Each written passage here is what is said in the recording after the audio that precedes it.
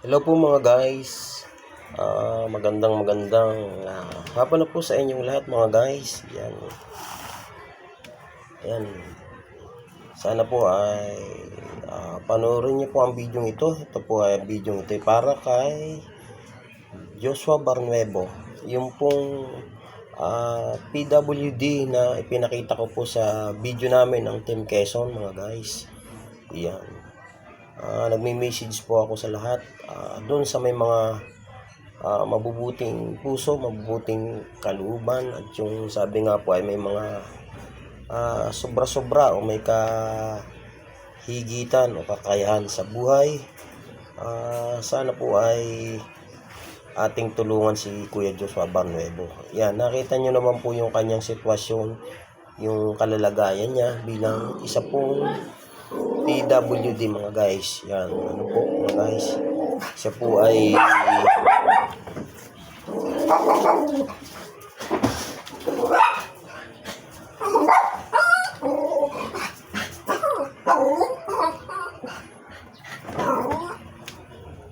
na-aksidente mga guys. Yan. At ayun, tingnan niyo po yung kanyang kalalagayan mga guys. Kaya po nilalapit namin sa inyo ito. Yan, para po siya ay ating matulungan. Dahil po siya ay bata pa mga guys. Bata pa po si Kuya Joshua. Siya po ay 28 years old lang po. Nung siya ay ma-aksidente, ay siya po ay 25 years old. 3 taon na po siyang, ibig sabihin ay nakapako doon sa kanyang wheelchair mga guys. Kung hindi po siya doon ibaba o tulungan, ay hindi po siya makakapag solo. Ang akin po, sana po ay matulungan siya natin para po siya ay yun po maopera, dahil may pag-asa pa po yung ganong edad niya. Mapatingnan po natin sa isang espesyalistang doktor para kung siya may pag-asa pang makalakad, dahil po nga siya ay ay bata pa mga guys. Maganda pang magiging kinabukasan niya sa buhay kung sakali po siya muling bumalik ang kanyang dating galaw, dahil po nga siya ay andun po siya sa wheelchair. Kung mapapanood mo po dun sa mga ina-upload kong video mga guys, yan po dun po. Kaya nga po sana dun sa may mga mabubuting kalooban mga guys ay matulungan po natin si Kuya Joshua. Ano po, dun po sa may mga kakayanan, sabi nga po ay sobra-sobra na talagang may karaunan sila sa buhay. Baka naman po pwede tayong makapaglaan ng gaunting tulong dito kay Kuya Joshua. Ano po, mapagtulong-tulungan natin para po siya ay maoperahan o mapatingnan po sa espesyalistang doktor. Yun, para po siya ay muling makalakad at makatayo. Dahil po siya ay bata pa naman, siguro po ay may pag-asa pa siya, dahil may awa naman po ang Diyos. Yun po, kaya po ako ay nag-message sa video nito. Yun po ang aking ipinahatid sa inyo. Yun, sa may mga mabubuting puso, mabubuting sabi nga ay kalooban, at yun, mapagkawang gawa, yan, mapagbigay, sabi nga. Yun po, yung malapit sa Panginoon Diyos. Yan. Yun po, sabi nga ay sobra-sobra na ang kanilang kapirahan dito sa mundong ito mga guys. Baka naman po pwede nating maitulong sa mga ganito, sa katulad ni Kuya Joshua na isa ng PWD. Yan po ang aking pinaabot sa aking mensaheng ito. Yan po lamang. Sana po ay matulungan muli natin si Kuya Joshua Barnuevo. Yan po, maraming salamat po sa inyong lahat. God bless you all po sa lahat. Nawa po ay kasihan tayo ng Panginoong Diyos. Ayan yung Kuyang Juan, nangyari sa aksidente mo. Yung nakamotor, naka-wheelchair na. Naka-wheelchair na ano. Anong naka-aksidente sa'yo dyan? Ano po kasi yung tawag dito? sa pagbigla sa ano po kasi yon, yung traffic ba dun sa linya nila. So dun sa akin no, hindi siya traffic. So ang nangyari, medyo mabilis lang po ako. Tapos nung tawag dito, nung sa may pagliko, bigla silang lumabas dun sa linya. Traffic dun sa linya nila. Ang nangyari ho, bumangga ako dun sa unahan nila. Tapos tumilapon ako.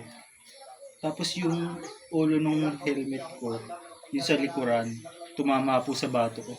Kaya nagkaganyan ang kuno stay Nabasag ko yung spinal cord ko sa likod. sa likod. Kaya apektado ho lahat. Pati Lahat, yung mga daliri. ganun nga pagkuhan hindi. Sabi nga, lalo excited din. Yun. Bukas na ba? Ano ba yun? Maalala ko kuya, may pamilya ka. Pamilyado na. Ano? Nung after 1 month ko paglabas ng hospital, nakipaghiwalay na sa akin. Ibig sabihin ngayon ay di kuan ano, wala nang kinakasama sa buhay ganyan. Yan, magulang na lang. Kulang na. Oo, yan ano. Kaya talagang hindi ka na makalakad niyan, ano, wheelchair na eh, ano, naka-wheelchair na. Yan mga guys, oh. Siguro si anong pangalan mo nga kuya? Joshua po. Apelyido. Barnuevo. Joshua Barnuevo. Ayan, Joshua Barnuevo. Sa may mga mabubuti pong kalooban, oh. Baka pwede po natin si kuyang matulungan. Ayan po.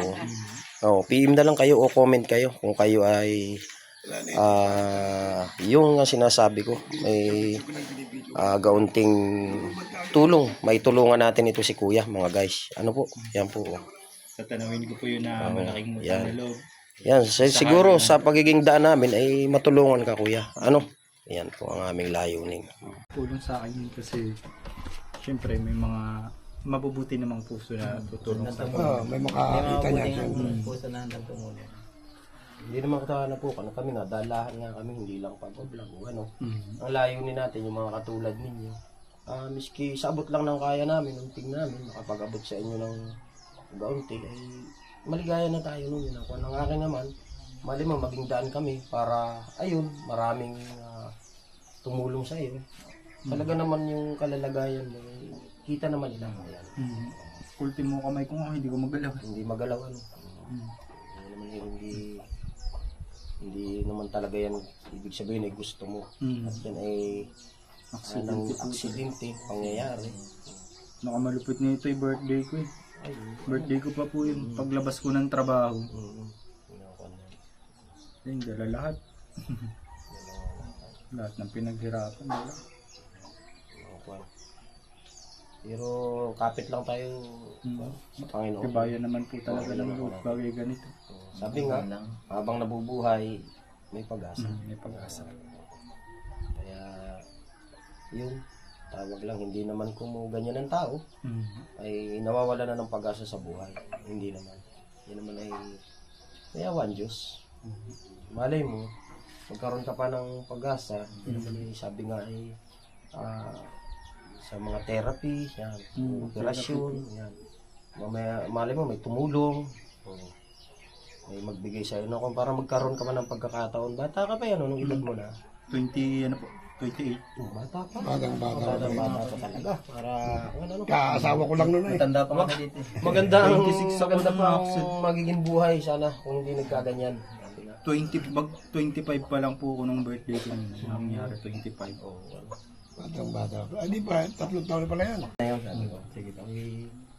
Ay magbibigay sa iyo ng kami ng tropa ha. Ng tulong. Tulungan ka man lang namin. Sabot ng kaya namin ano. Pambili mo lang ako. Ang kwan man lang kuya.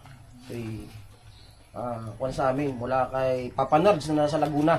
Nagpadala ng tulong din yun. Dalaan na ano. Yan, shoutout kay Papa Nards. Yan. Muli na vlog kay Itarak TV, kay Bush J. Pasensya mo kuya yung abot ng kaya namin ha. Yan. Maraming salamat po. Yan ang kinuha namin mga guys. Sana po suportahan natin si kuya. Bilang siya po ay isa ng PWD, ay talagang hindi na po ito makakapaghanap buhay.